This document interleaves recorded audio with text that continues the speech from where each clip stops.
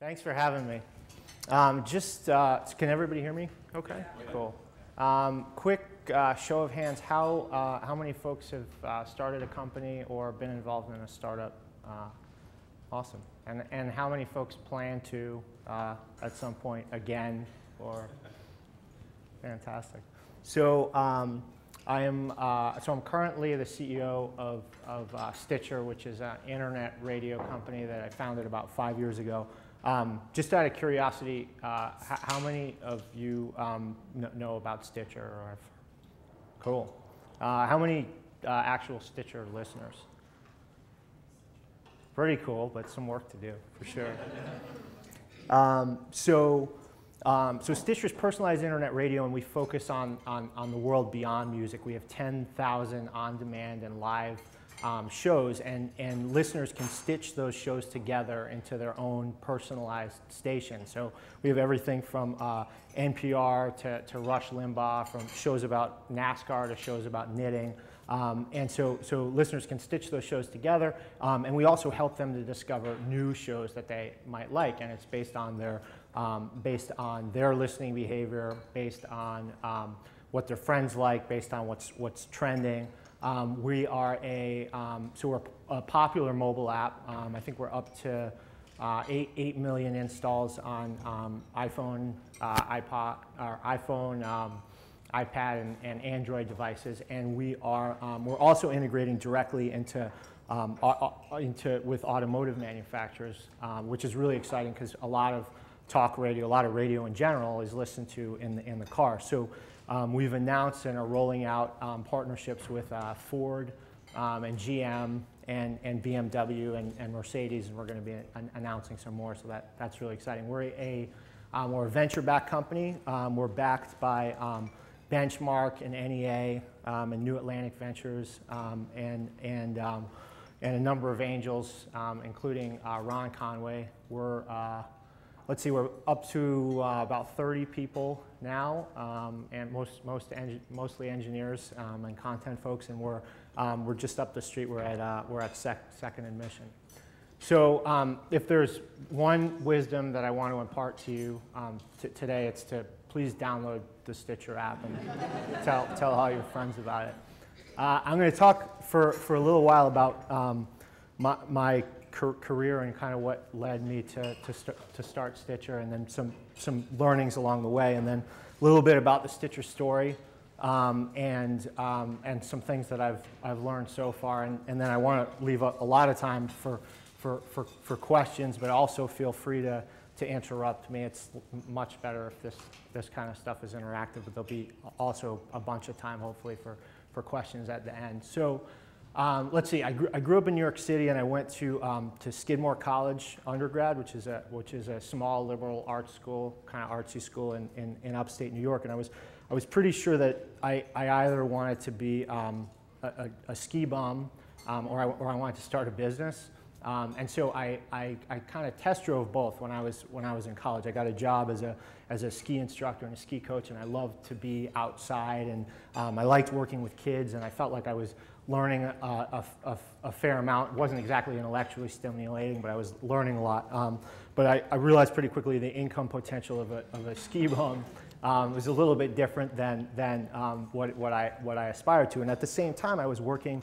I had this idea for business when I was in college, and it was kind of this cool, quirky, wacky idea. But as I dug into it more, I realized it was also pretty complex, and I didn't, as I was approaching graduation, I didn't feel like I was prepared for it. So I asked a bunch of people for advice on, what should I do to get experience?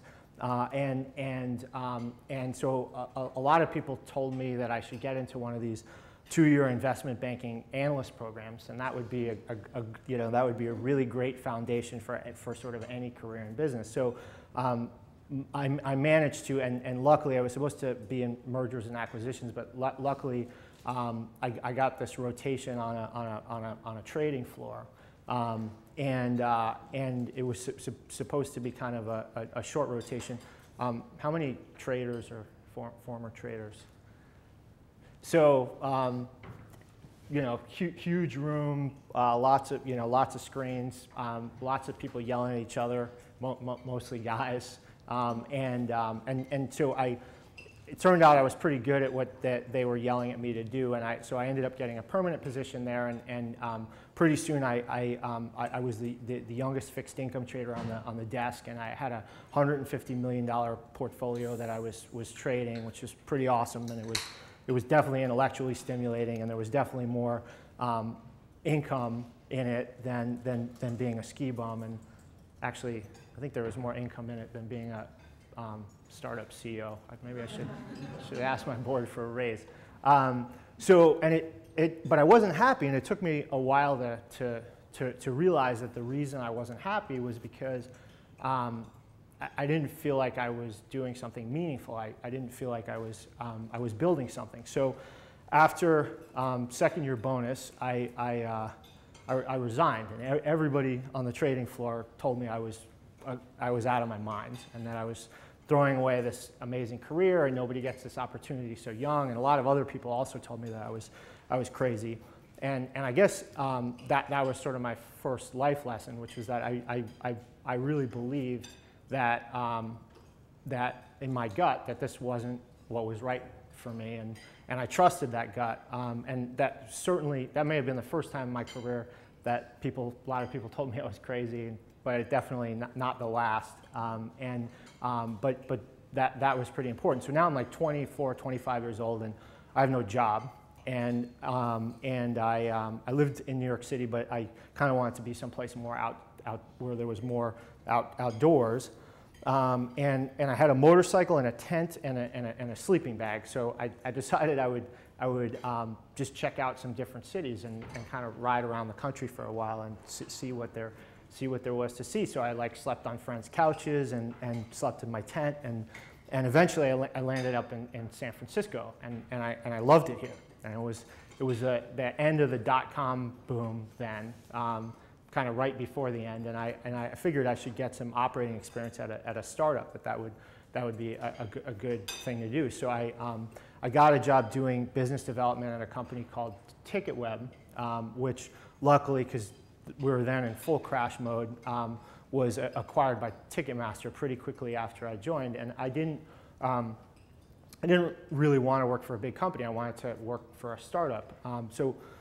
Somehow I was put in touch with these guys who were at Stanford Business School, and they had this idea for a secondary market for event tickets, and I thought the idea was brilliant. I knew quite a bit about markets, and I knew a bit about tickets, and between the two I just realized that this was a huge unmet opportunity.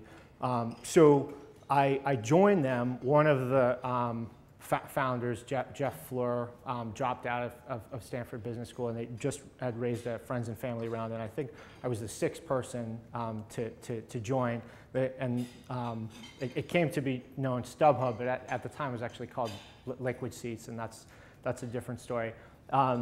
And somehow, in a very difficult market environment, we were able to build this company, and pretty quickly I realized that this was not only the most meaningful thing in my short career, but one of the more meaningful things that I'd done in my life. And it was pretty clear to me that what I wanted to do was to start companies. And I recognized that part of the reason, and it was challenging. There were ups and downs and crazy stuff, but it was growing significantly. And I realized that part of the reason these guys, Jeff and Eric, who were the founders, were successful raising money in such a difficult market environment was because they had all this sort of pedigree, these kind of I'm smart pieces of paper. That one went to Wharton undergrad, the other went to Harvard, and one worked at McKinsey, and the other like Bain Capital or someplace like that. And then they met at Stanford, and so I thought, well,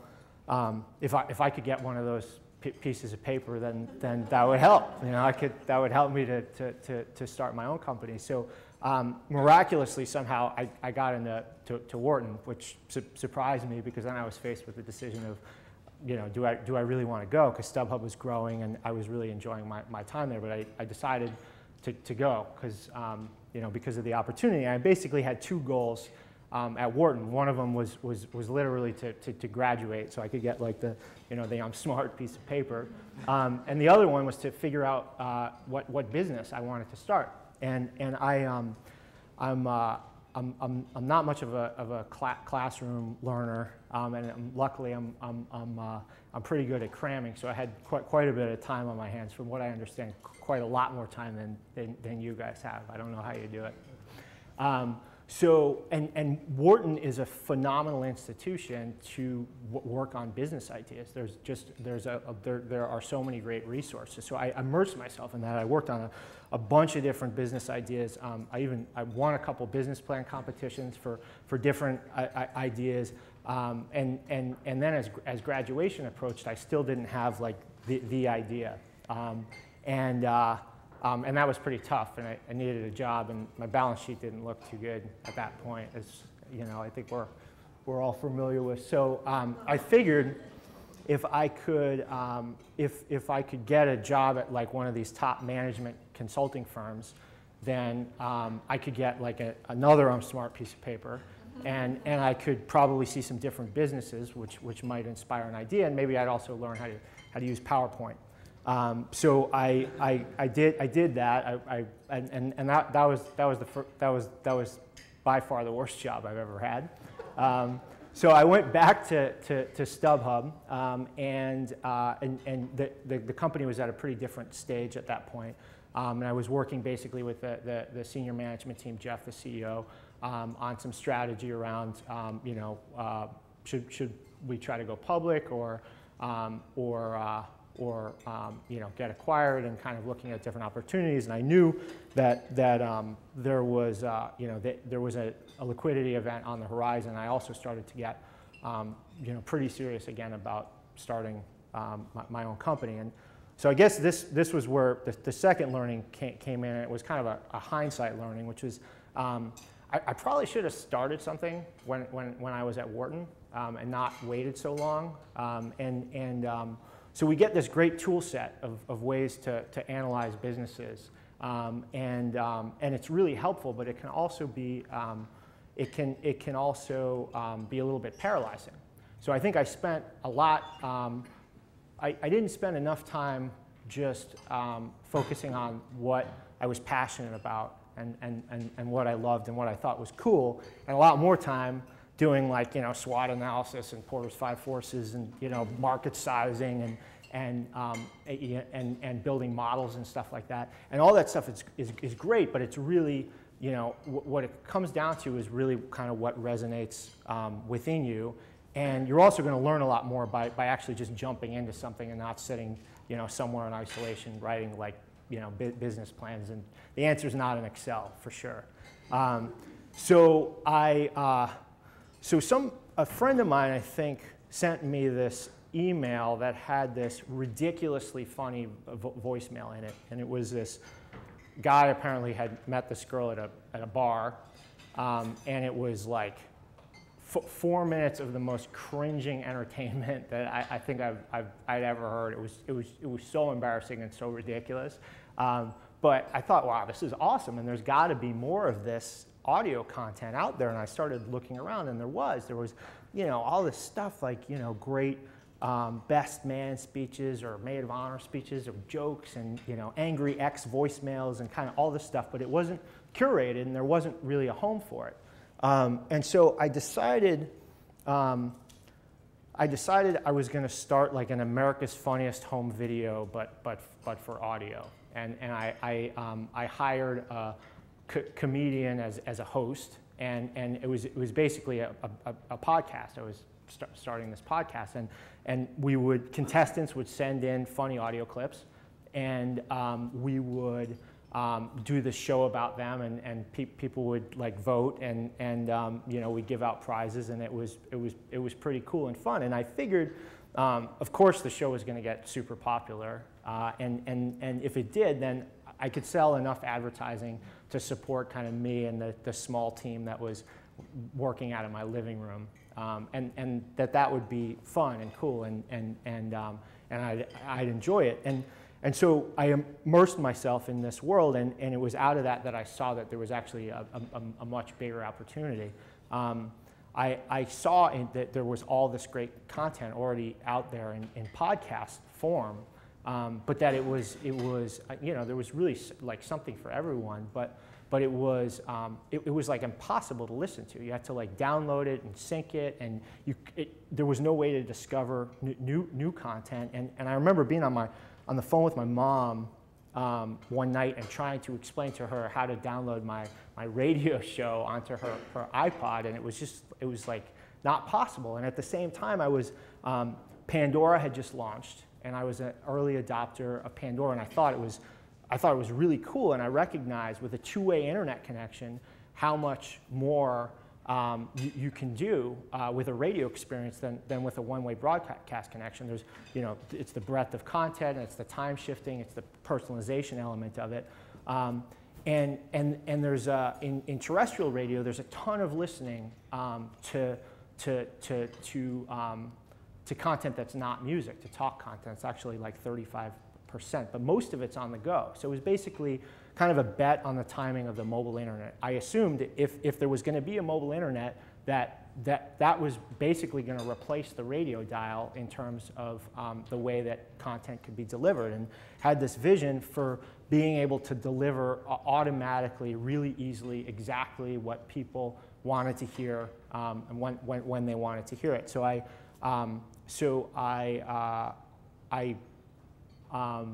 me and a technical co-founder started Stitcher in 2007 with an angel, with kind of a friends and family round of financing. And our first thought, this is like pre-iPhone, our first thought was, well, we'll build a plug-in, like a downloadable plug-in tool for iTunes that will make it easier to like sort podcasts and to discover new ones and make it kind of more automated, and that a lot of people will use this, and then we'll be able to sort of upsell this mobile experience, which at the time we were gonna stream the content to Blackjacks. You guys remember Blackjacks? They were so cool, and Blackberries, and so that was the plan. So working 18-hour days, small team, like.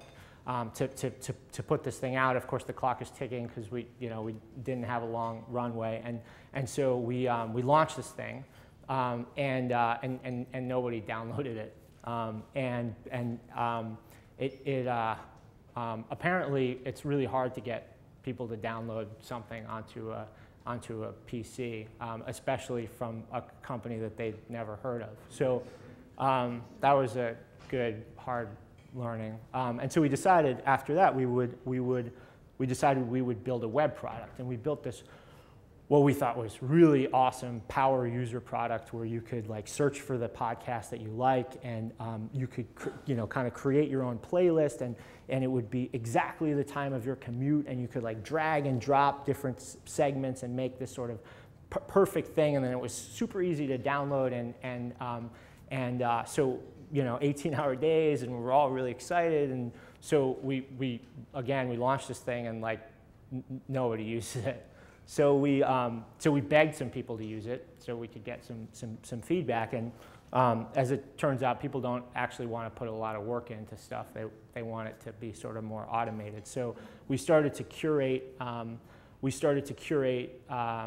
shows by interest and put playlists together for people, and then all of a sudden.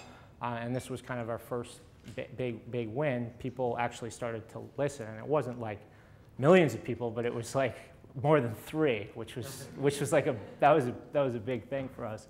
So that's kind of I think it's sort of a snapshot of like the first 6 months of the experience. And I was thinking about what I learned in business school that was helpful as it related to Stitcher, and then also what I didn't hear as much of. And so you hear a lot.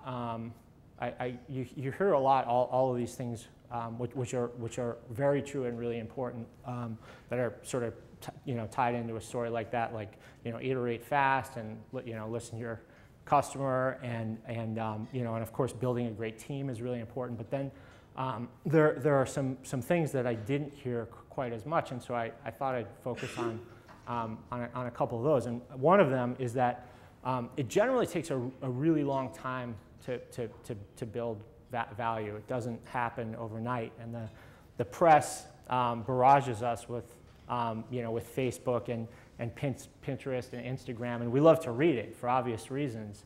And that happens sometimes, like, fast hockey stick right out of the gate, quick exits that are huge.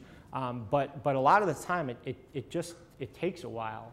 And so knowing that, and knowing that sometimes, even though you're running at a sprint's pace, that it's usually a marathon, I think is an important reminder. The average venture return, I think, is 8 years. It took us 7 years to get StubHub profitable. Stitcher's not profitable yet, and that's just a reality. And so knowing that endurance and not giving up is a big part of it, is, I think, important to remember going into it. And then the other thing is, it's a roller coaster, and you hear these crazy Silicon Valley stories, but it's pretty much a roller coaster all the time. So let's see, in the past 2 months, month and a half, we got this full page story in the Wall Street Journal, really positive story about our product, which is awesome. We announced that we're an early integration partner with Facebook, with their App Store. We announced with General Motors that they were going to be using our technology for this big integration, which is like a huge leap forward in the automotive space. And I think we also got final approval from BMW to be able to launch. So really big highs. We also had our servers explode into a ball of flames twice on major releases. One of them, unfortunately, was on the day that the big Wall Street Journal article came out, and I'd love to say that it was because of all the traffic we got, but we actually just kind of messed something up. And we had to deal with a very serious employee health issue. We almost got pulled out of another auto manufacturer's line of cars because us and a supplier couldn't find some little bug in a Bluetooth stack, and they've got pretty stringent like quality assurance requirements. And then we've weathered some press, some speculative press about our demise because Apple is finally launching their own podcast app. So I think that's like 6 weeks to 2 months, and that's just the stuff I can remember, and that's just the stuff I can talk about. And it's been a pretty chill couple of months in the grand scheme of the 5 years of Stitcher. So I think I've gotten better at enjoying the highs and making sure our team really enjoys it, but not getting too caught up in it. And then little bit less emotional investment in the lows, and kind of channeling energy in the right direction, and just being reminded that that's part of the adventure of it. I think is important. So I want to make sure this is really interactive and leave a bunch of time for questions. So just the key takeaways being download the app. Trust your gut, even if people tell you you're crazy. And if you want to start something, like many of you have, jump in. Don't spend too much time analyzing it. And then it'll probably be a long road and a good adventure, and enjoy the ride. I think it's a lot more fun and rewarding than a real job. So, questions? Just because you were at JP Morgan before and what you do now, so in your multiple roles as founder and CEO, when you're working with VC firms,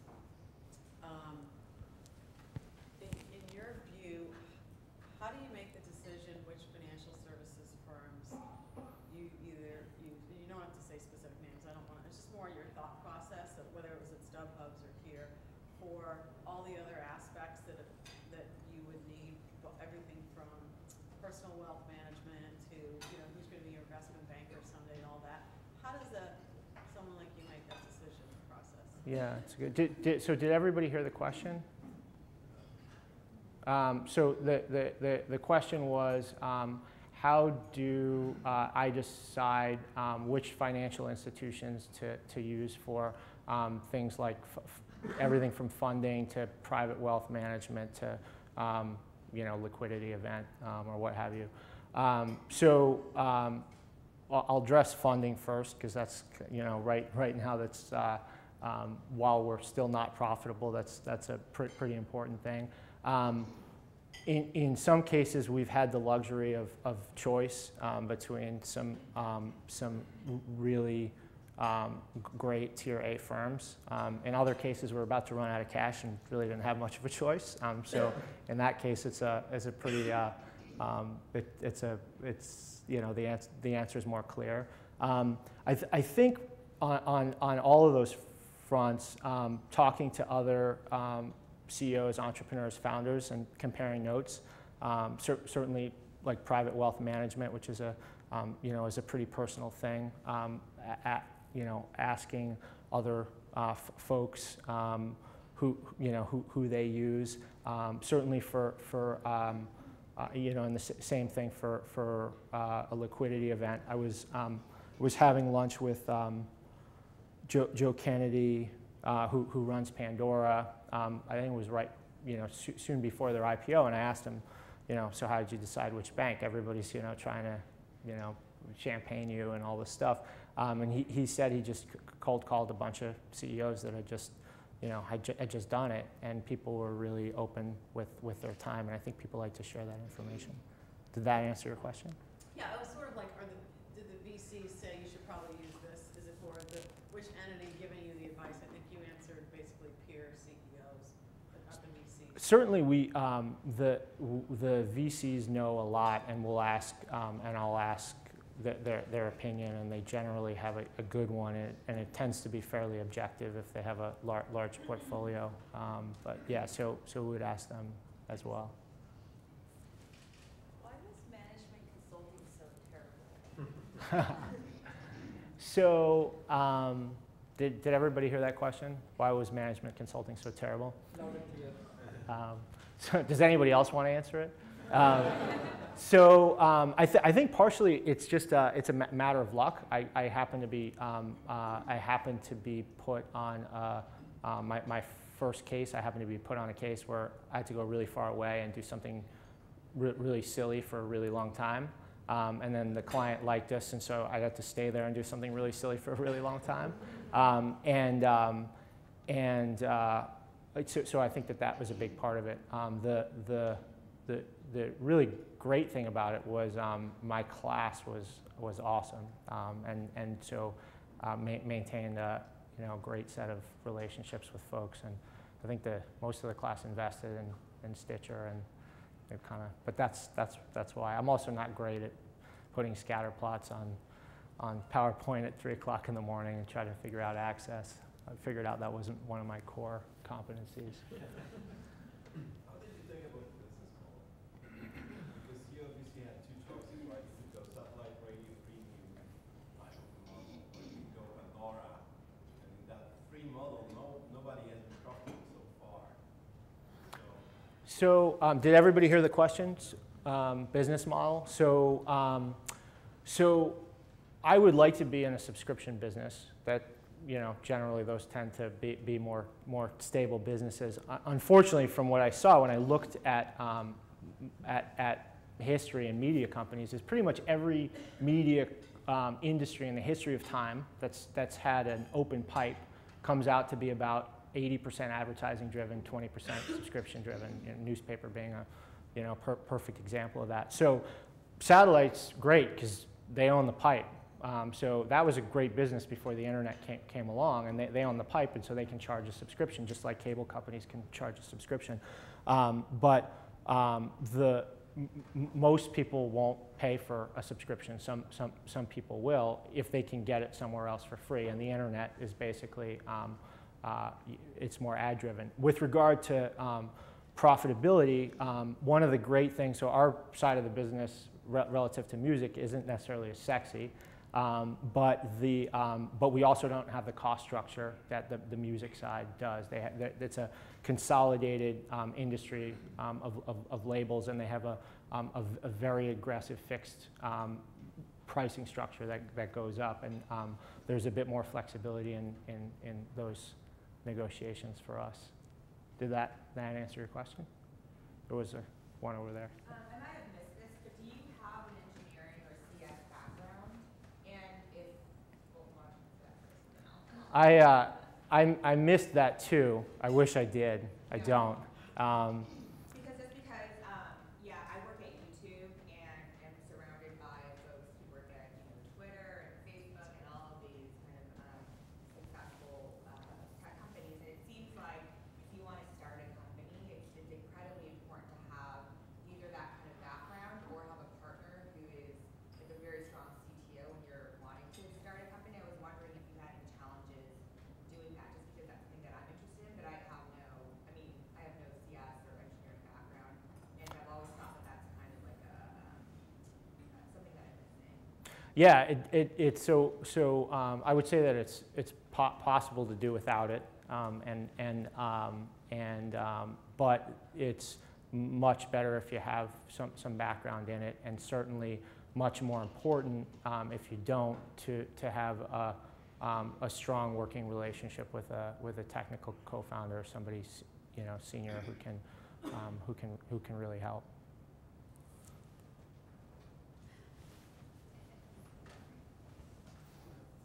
So I'm just curious, early on when you're forming those strategic relationships, or you're just collecting information about the market or product, and having these conversations, how do you balance protecting kind of your proprietary ideas with maybe some of the larger strategic companies where they might take your idea? How do you protect that? Or maybe that's not, is that a concern? I'm really glad you asked that question. So the question is, when you're talking to other folks, potential strategics about your idea, how protective should you be of it? They might steal it and run with it. That was something that I was really concerned about, when I started trying to figure out what businesses to start. And like at Wharton, I was trying to get people to like sign NDAs, like my idea. And what I realized, so unless you're in pharma and you've got like, you have some formula that's the perfect formula, which you probably wouldn't want to give away, that it really comes down to execution. And I would,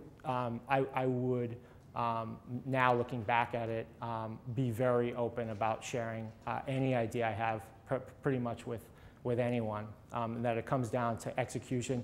It's probably nothing that a potential strategic hadn't thought of before. It's not going to be that much of a revelation, and you might get some really good feedback about it. Now somebody else may steal it, run with it, try to start it, as a small company, let's say a big company does, you're a lot more nimble, you're a lot more focused. If another small company tries to do it, especially if it's kind of early in the market, that's not necessarily a bad thing. Competition's pretty good. So yeah, that's how I would approach that. So I'm curious, as you've ramped from a startup to 30 employees, still startup, and you're ramping your employee population, and you're continuing to hire and anticipating more headcount growth. Yep. How do you think about leadership and corporate culture within the context of a startup company? I mean, you hear a lot, especially in Silicon Valley, how every company has its own culture, its own feel. Do you think about that? Is that a factor that you take into consideration when you're hiring your employees? Or is it more like, hell, we got to get across the goal line. I don't care whether these people can do this or that. As long as they meet the spec, we'll hire them. I mean, how do you think about culture and leadership within the company? We think about it pretty actively, but obviously at different sort of stages of a company, there are sort of different needs, and so we we screen for certainly a set of things that culturally we feel are pretty important for us. But also, we're still looking for entrepreneurs. We're still looking for people that are going to go out there and maybe they're not the best person to run a 200-person engineering team down the road, but they're going to just crush it and get stuff done. And as long as they can work well with others and bring some folks along, then that's great. I think as you hit different inflection points, and we're kind of at one now where we're kind of quasi between a really small team and we're at the point where there's like some layers of management now, that it's especially important to pay attention to that stuff because roles change a little bit, and frankly, I think we should probably be paying more attention to it. I'm focusing a bit more on it than I had been.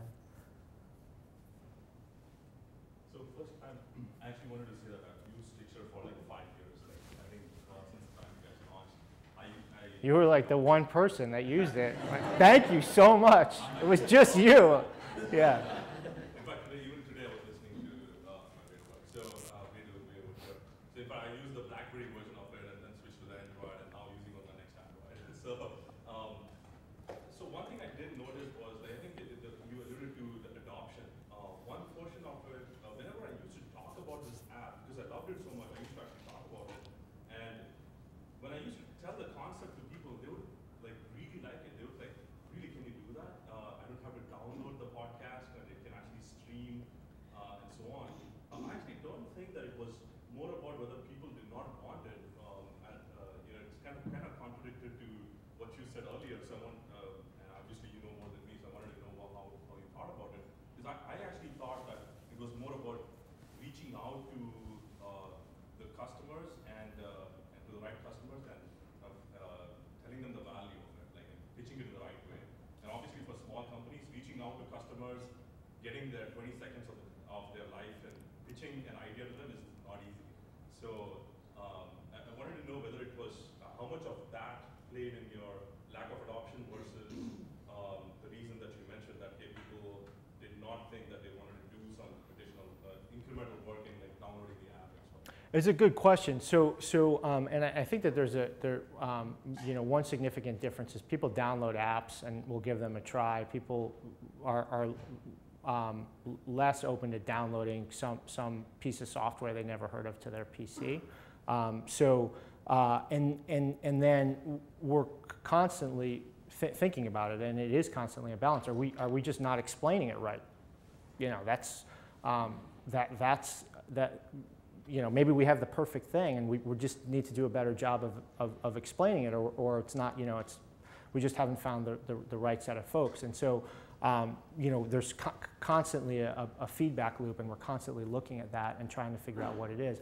Once we launched on mobile devices, then it became, a lot of the lessons about having it be pretty automatic were important and helpful, but at least people would download it. And the great thing about app stores is products that are popular generally stay popular in the App Store ranking. So we just were able to.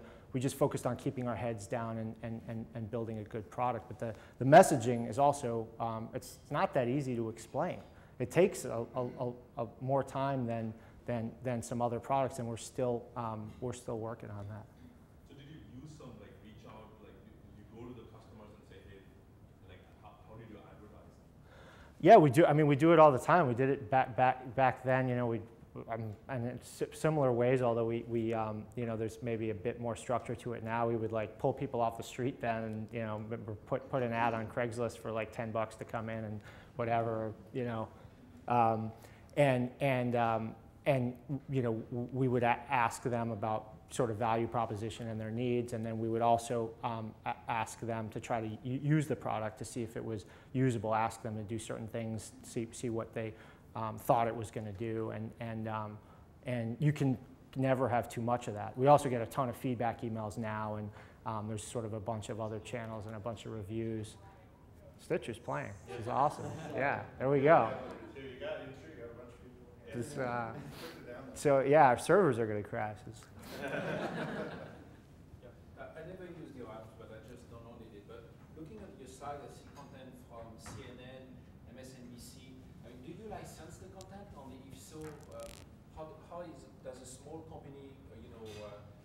negotiate license agreement with big companies? Yeah. So we launched.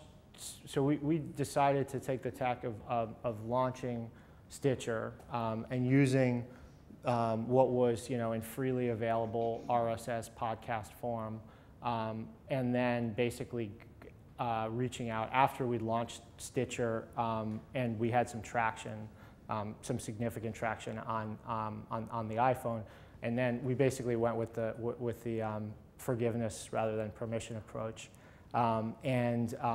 luckily, the media companies are really open. I think this is something that's changed a lot over time.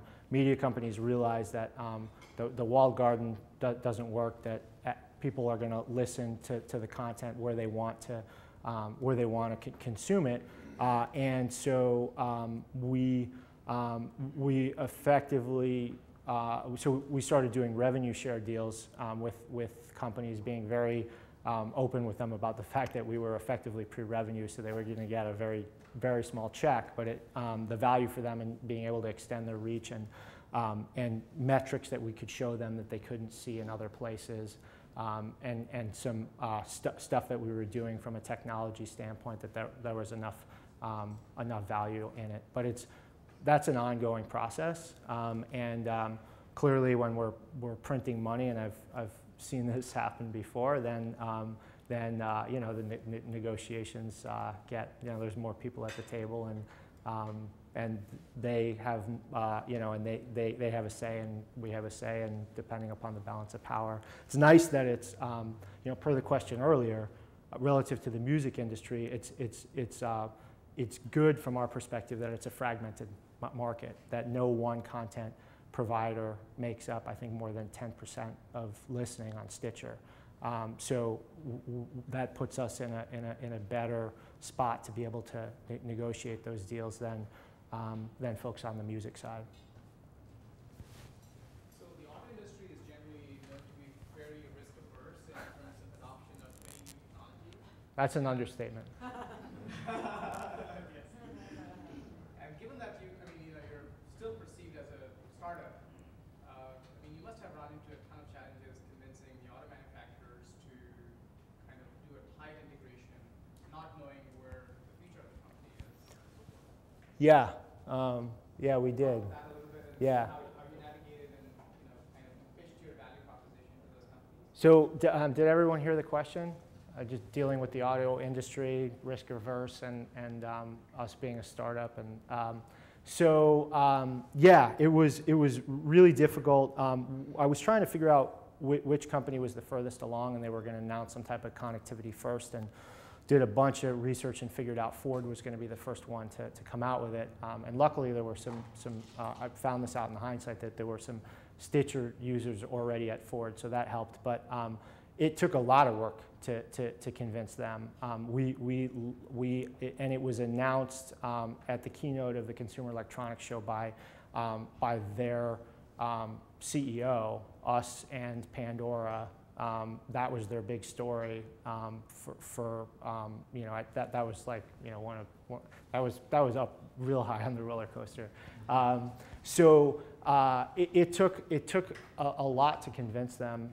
Once we convinced Ford to do it, then it became a lot easier, because other auto manufacturers assumed that they had done a significant amount of due diligence. I did recently have dinner with some Ford folks, including their CTO, who was out, and he asked how many employees we had, and I said 30, and I could see his face went from like horror to just pure shock to a bit of admiration, and he kept saying over the course of dinner, "Wow, it's unbelievable how much you're able to accomplish with a small team," but that's what we do in Silicon Valley. So yeah, it wasn't easy.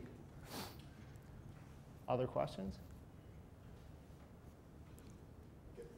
Question number 2. So you now have 4 or 5 years of history with professional investors on your board. Yeah. Ranging from angel investors, but experienced angel investors, to some top-tier institutional VC firms. So how could you offer any insights or observations or wisdom about what a it's like to be the CEO of a company and inviting a bunch of strangers onto your board to help you run the company? Try to have board meetings as infrequently as possible. It's a learning process. I guess it's nice that, on one hand, it's nice that we have some really top tier VCs, and Bob Cagle, who is one of the founding partners of Benchmark, is on our board, and all the other companies that he's on board. He still held the record for the best deal in Silicon Valley, which was eBay, until Facebook went public, and all his other boards, like the bar is like really high. So that's tough. The good part about that is they've seen quite a lot. They know that it takes a fair amount of time. That doesn't make them any more patient necessarily, but it's a process, and then the board changes and the dynamics change. The size of the board changes, the dynamics change, and they can be very helpful on some things, but they're not running the company, and that that's my job. And if I listened to every piece of advice that they gave me, we'd be out of business, and they know that. And so it's a fine line. Oh, that's a great idea. But after a board meeting, generally, it will I'll think about things a bit, and it might deviate my thinking a couple percent this way or a couple percent that way. And they've at some key times they've been helpful with some stuff, but it's a work in progress for sure. They're a good supportive board, but it's also they're high stakes. We're expected to be $1 billion plus return, so that's hard. So just it's a blunt question. It's too facile a question, but I'll ask it. So are they more useful to you for the money or for the business acumen and the doors that they open? I mean, which, if you're going to value those two assets that they bring to the table, and you're thinking about, Is this being videotaped? none of this gets out of the room. So I'm kidding, and I think they know, and I know that it's the money, and much more so, I think, for a consumer company than on the B2B side. There might be relationships or doors that they can open that are crucial to closing to closing deals, and they have been helpful on that front, and certainly having name brand investors with deep pockets with respect to like the question about Ford was really helpful and important. There's also folks that have a lot of pattern recognition. They've seen a lot of stuff. They've been in a lot of board meetings and seen a lot of different stuff, and so that perspective can definitely that perspective can definitely be helpful, but you can't also let it get in the way of running the company. Other questions? Early on when you were developing the product, how did you test the market with the product and incorporate that feedback? As you mentioned, I think early on in the talk that you had come out with the first launch and it wasn't received. Would you still do that same full process cycle today? Yeah, we do a lot more of it today, I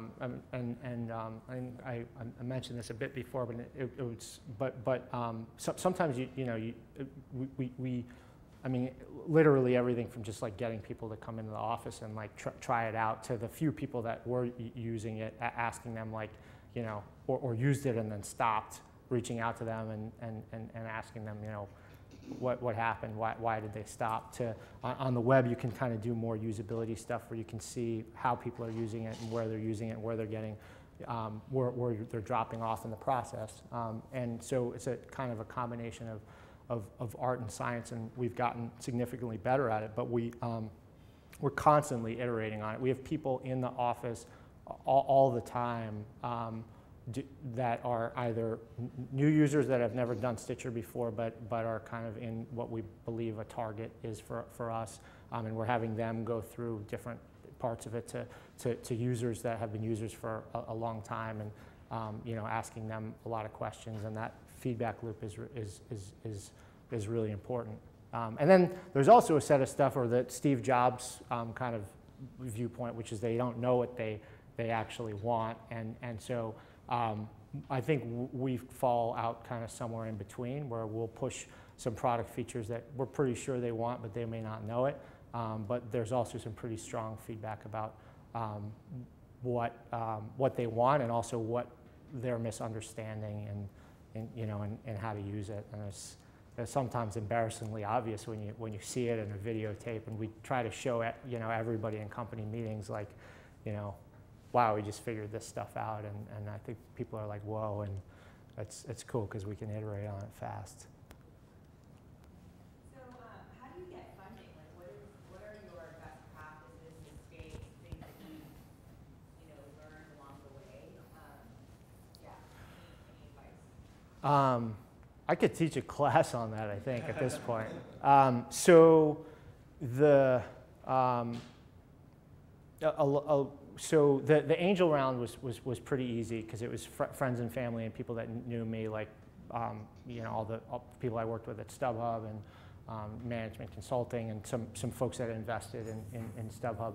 And then the first institutional round was awful. I think partially it was kind of my lack of experience, but it was also that everybody in Silicon Valley at that point had either lost a ton of money on podcasting, or a ton of money on mobile, or a ton of money on both.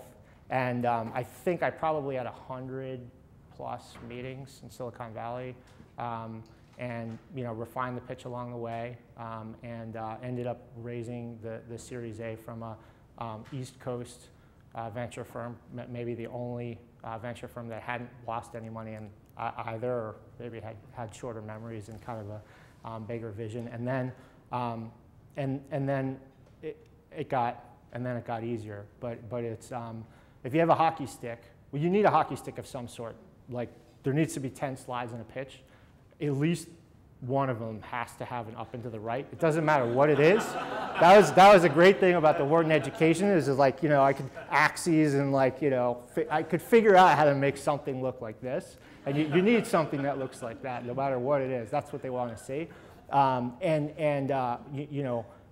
The best would be revenue, but if it's not revenue, it's users, and if it's not users, it's like, it's something. I went in to pitch Benchmark, and it was the second meeting with them, and one of the partners was, I asked if they wanted to have a conversation, or just kind of go through the pitch, and so this guy was like pretty old school, and he was like, no, I'd like it, you like formally go through the pitch. So I start like doing the spiel, and he's literally like leafing through the pages, and he gets to like the that page, and he goes, oh, there it is, and then he goes, wait, that's not users. He was like, because it was like, because we weren't growing then, really. We were growing on in terms of average listening time, and so we could show the product was improving. But at that point, like, user acquisition, we hadn't figured it out. So he said, if you were to grab users, what would that look like? And I was like, it was like a slight upward angle, and I thought, like, at that point we were toast. But they obviously saw they saw the potential. So it's a process, but there's definitely some cliff notes. Go out and raise fast. Those folks all talk. They don't want something that everybody else has kicked to the curb. So do it in the shortest period of time you possibly can, and yeah, but it's definitely not the hardest part. So you mentioned that execution sort of separates the winners from the losers, and you've addressed some of this with Yanni's question. But what are some things you learned over the term of your business in terms of execution that you maybe didn't know when you were in school? Oh God, that's such a long. Every day I'm like learning something new about execution. So there's execution, as you pointed out, on a number of different fronts. Fundraising is one of them. Hiring is another key one. Product rollouts is another one. Feedback loop with customers is another one. Retention of users, deals with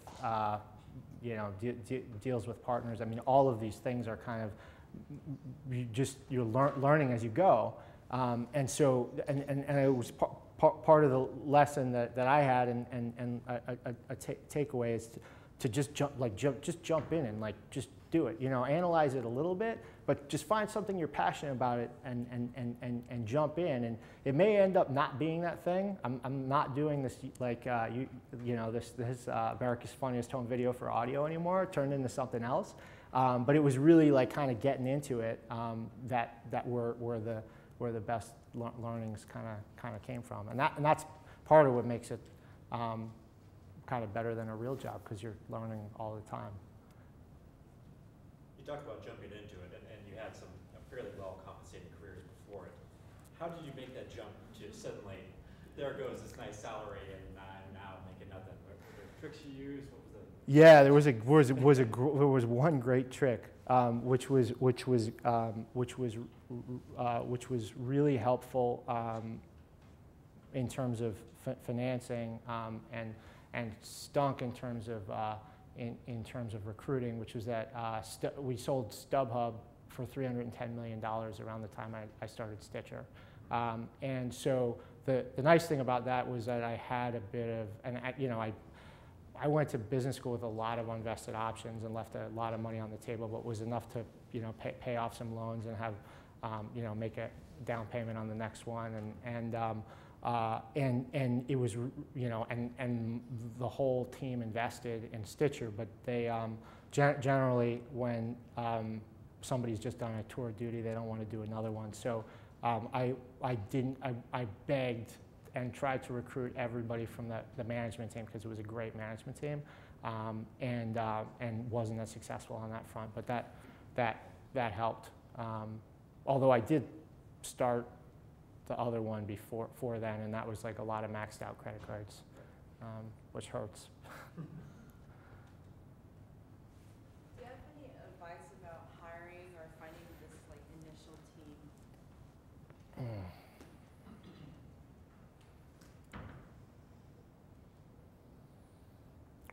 Try to simulate to the best of your ability what it'll be like when you're working together. I actually had to recruit a technical co-founder. That's the biggest risk I ever took in the company. I didn't know him, and he didn't know me. And we spent several months working on this thing together before we committed.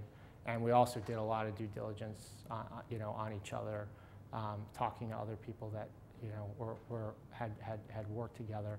So even when we're hiring now, when we get to the end of the hiring process, we try to simulate some kind of real company situation. So we'll have we'll have something strategic that we're working on that we need to think through, and we'll invite a finalist candidate in to be part of that conversation, and they'll have some prep, but we get to see some of the dynamics. And you can't, it's never going to be perfect, and so that's another one of those things that you hear, but it's true. Hire slowly and fire fast, and that's a lot harder in practice than it is when you say it. But it's pretty important, because it'll change dynamics a lot. So when you met him, did you just say, "Here's my idea, are you interested?" So I was still a little bit. In the paranoid NDA kind of land. I thought this was the most brilliant thing. Nobody had ever thought of it. I think actually nobody had thought of it, but it was it was coming for sure. It was not that novel a concept. So we talked for a while, and his background looked great, but he didn't really, he was sort of very quiet. And then when I finally told him the idea, then he just lit up, and he was like, "Oh my, God!" I'm like, I have this problem. I'm a podcast user, and this is like awesome. And so, but I didn't right off the bat, but I did pretty soon. Pretty soon into the conversations. I didn't want to waste too much time with it. But I didn't I didn't post it on Craigslist. Like here, here's the idea. But in hindsight, maybe I would have done that. Yeah. I think I'm going to jump in, folks, because in the interest of time, I just first wanted to thank Noah for coming and speaking to us. Thank you, guys. Noah is a great example of like intellectual humility, drive, and he's been very generous with his time. So I just wanted, if folks want to come down and say hey before you transition to class, we wanted to thank you from us here at Wharton. That's so awesome. Thanks again. Cool. Thank you.